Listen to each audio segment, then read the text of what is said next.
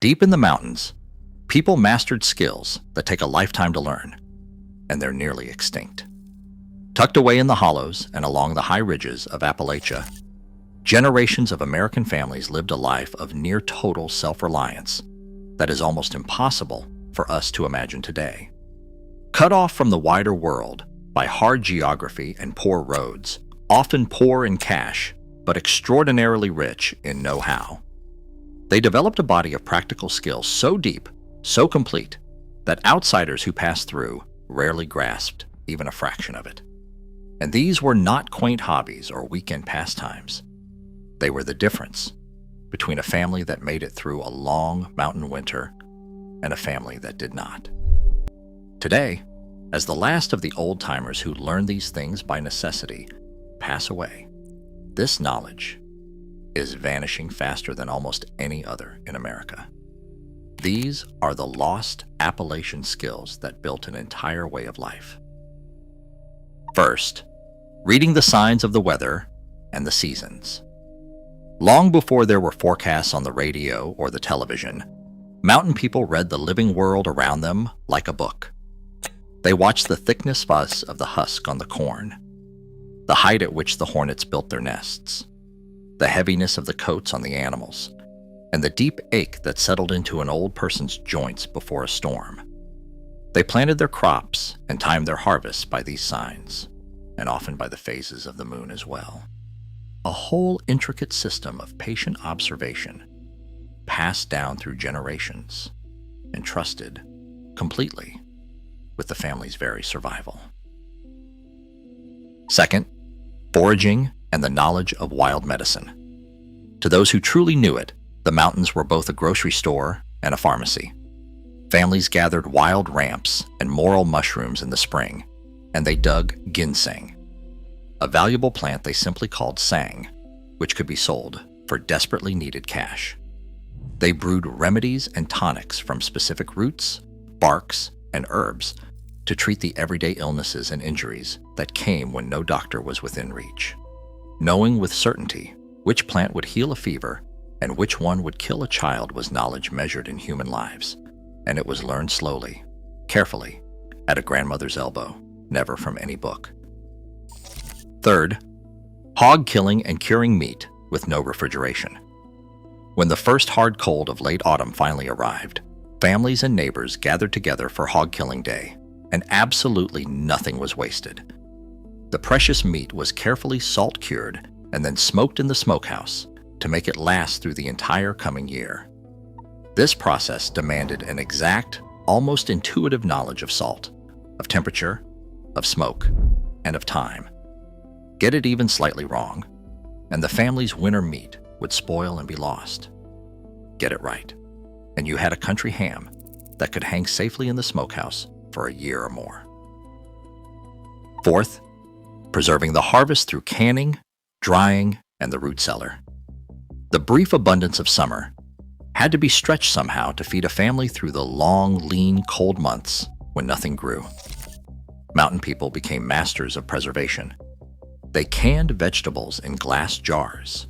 They dried apples and strung beans into long garlands they called leather breeches. And they stored root crops, like potatoes and turnips, in cool, dark cellars dug right into the side of the hill. A well-stocked cellar and a wall lined with full canning jars were the truest possible measure of a family's security, and the surest sign they would survive the winter. Fifth, blacksmithing and the repair of tools. Living so far from any store or supplier, a mountain man simply had to learn to mend and even make his own iron and steel. He repaired and forged the hinges, the tools, the horseshoes, and the countless small but vital metal items that kept a hardscrabble farm running from day to day.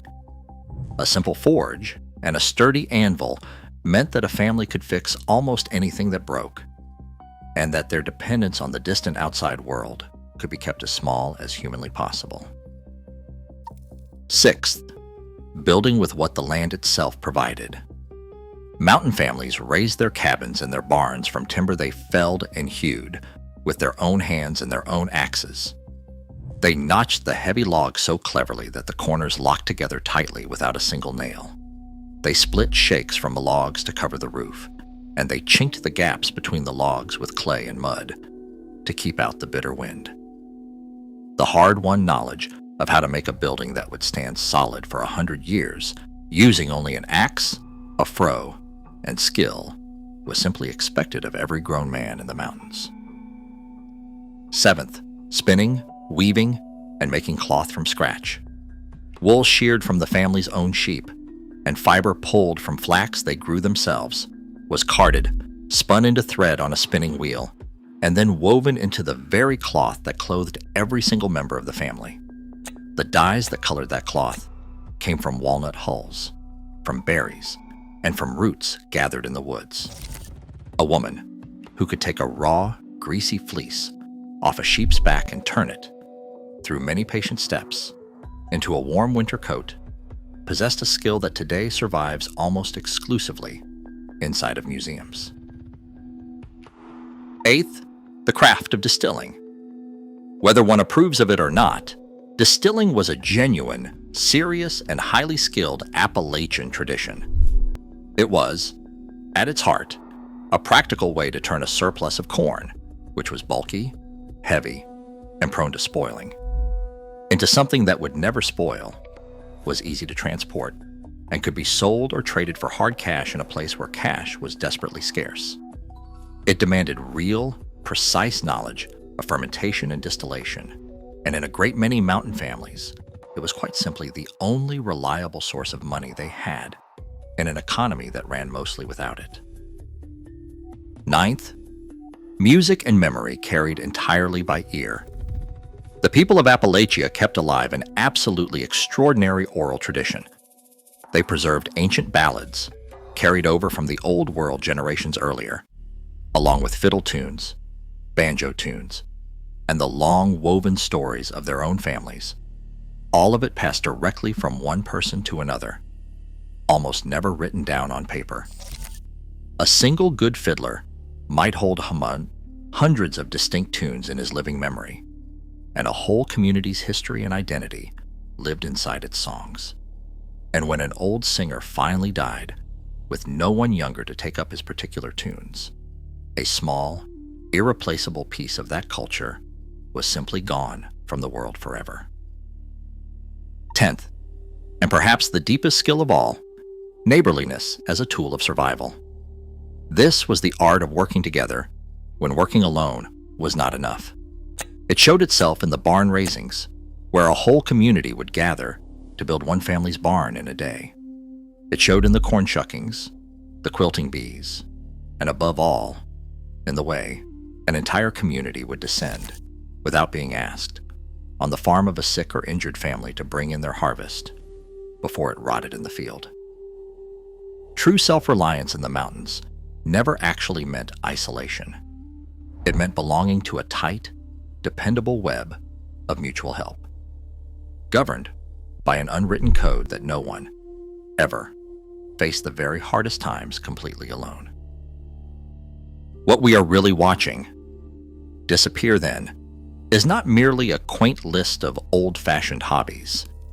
It is an entire operating system for human living, a complete and proven way of meeting every single basic need directly from the land and from one another, with almost no money and very little help from the outside world. The people of Appalachia were among the most genuinely capable and self-sufficient Americans who ever lived, and they accomplished it all with little recognition and even less reward. As the very last generation that learned these skills out of sheer necessity passes quietly away, we are losing far more than a collection of old techniques. We are losing a kind of deep independence and stubborn resilience that our own ancestors simply took for granted, and that most of us, if we are honest, could not begin to reproduce if our very lives depended on it.